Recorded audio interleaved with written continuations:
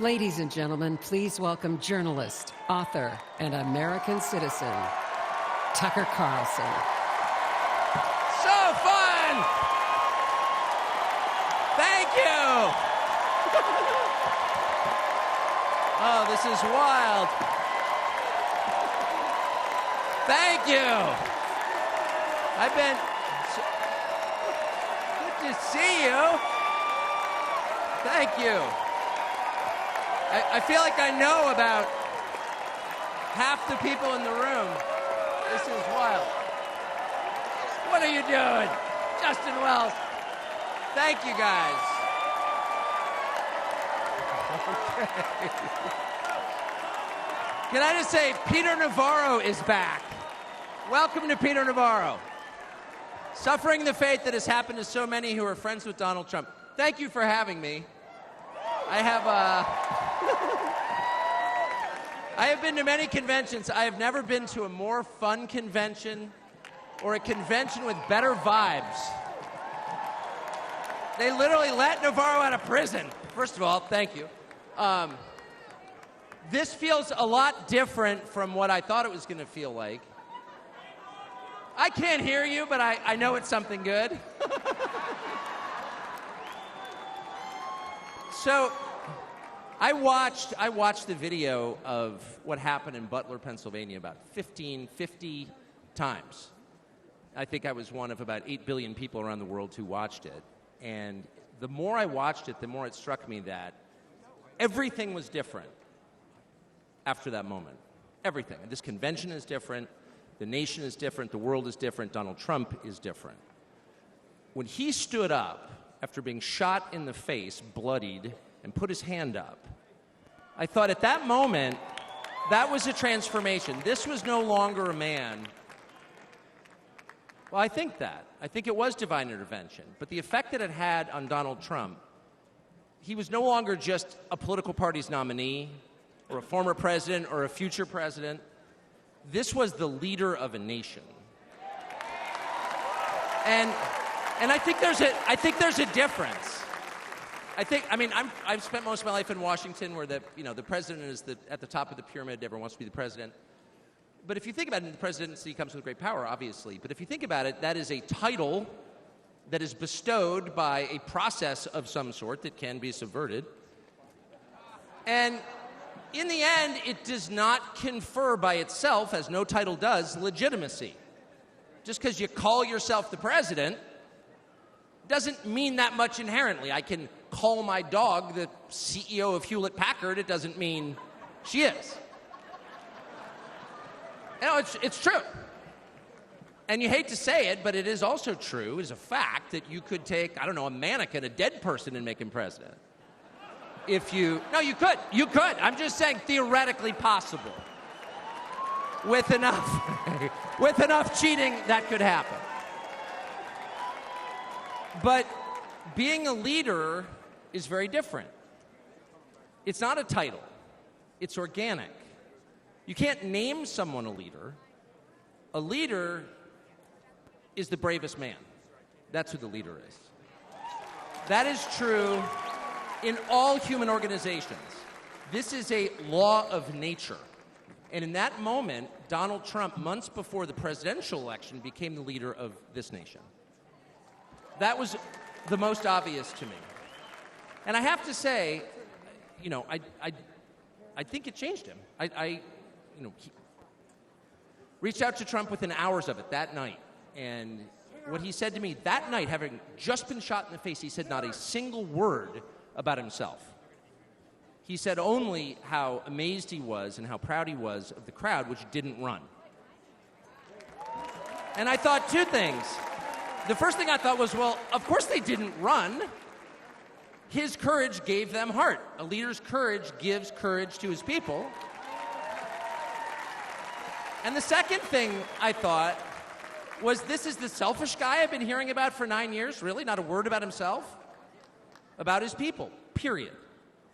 And the second thing I noticed, which I don't think anyone has remarked upon in public, but I'm just going to since I don't have a script, like why not, is that he turned down the most obvious opportunity in politics to inflame the nation after being shot.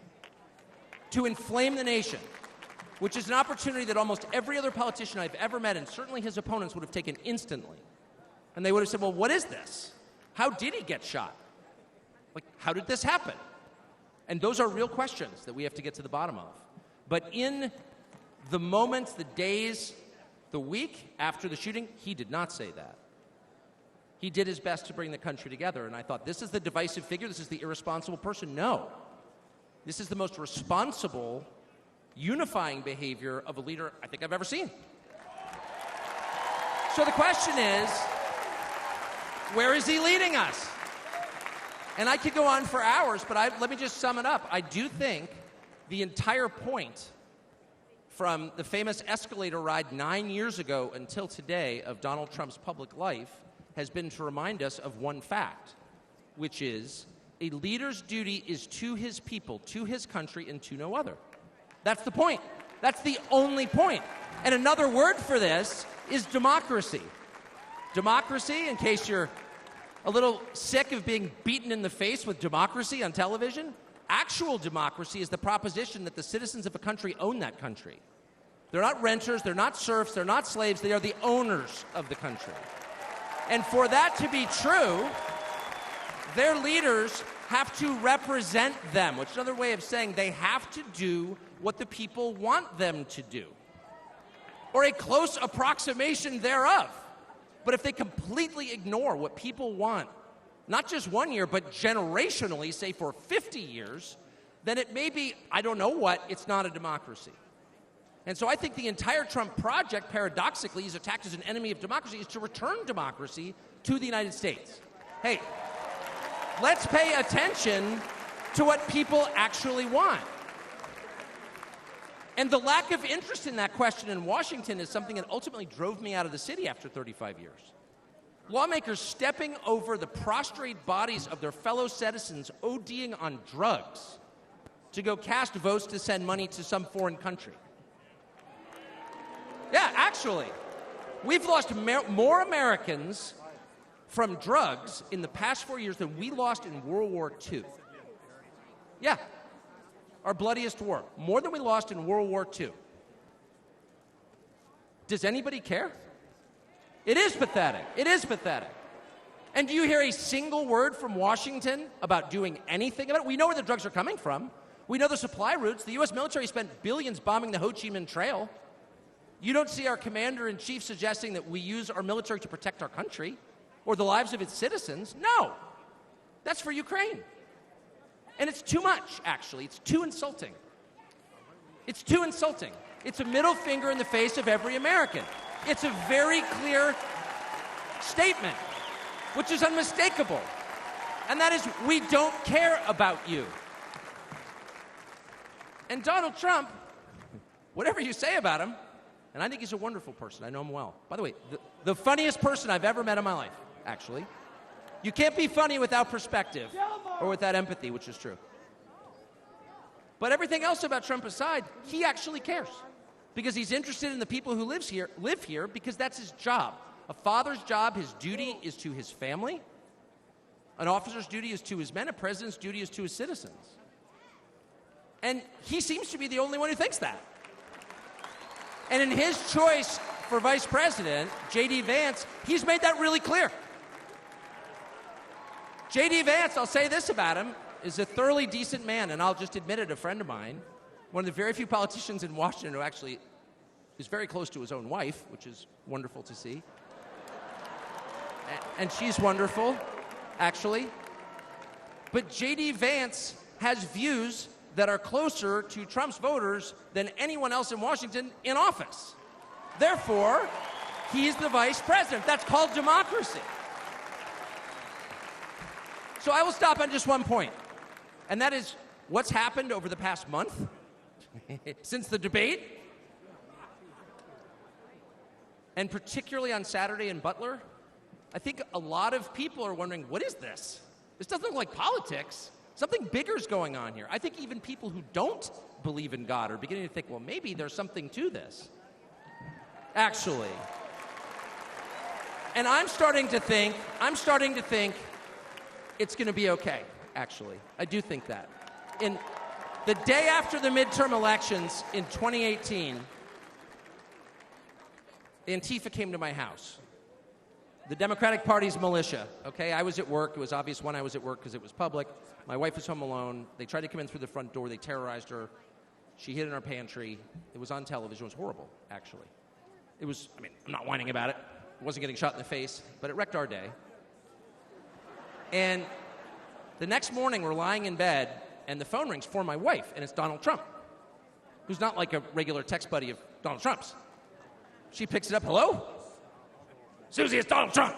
And it's coming through. I could hear it. You know, I'm lying in bed. Whoa. And the first thing he says is, I'm going to stand guard outside your house. And she goes, oh, it's so nice. And he says, I'll never forget this as long as I live. He says, you know, there's a lot of hate out there. And she said, you know, there is, Mr. President. And then he says, but there's a lot of love. There's a lot of love. And we are seeing that love. I don't think it's human love. And I'll just stop with this. I'm not always convinced that I'm on the right side. I've been on the wrong side many times. You'll never hear me say, I'm on God's side, or God's with me, or even I'm with God. I want to be. Not sure I am. But I will say this unequivocally and conclusively. God is among us right now. And I think that's enough. God bless you. Ladies and gentlemen.